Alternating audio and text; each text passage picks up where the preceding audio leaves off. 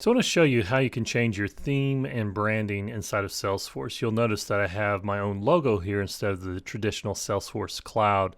That's accomplished in setup via themes and branding, and that's under user interface. I search for user INT to bring up user interface related items. There's a lot here, and themes and branding is what you want to go for as far as doing your own customizations and theme.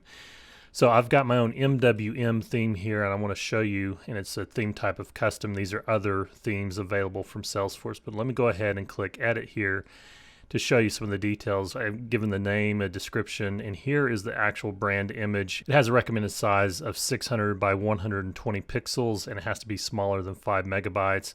You can also include your brand color and your page colors as well. Now, if I wanted to, let me go back to themes and branding and show you how you can select one of the ones from Salesforce instead. I'm going to select Cloudy Sky and say activate, and then the screen refreshes and shows the current theme, but that doesn't mean that I've lost my custom theme here. I can go back and activate that to bring that back into view. And so now I've got my logo, my theme and branding back. And now if you wanted to create a new theme from scratch, you just click new theme, give it a name. You can give your own brand image here, adjust the colors, etc.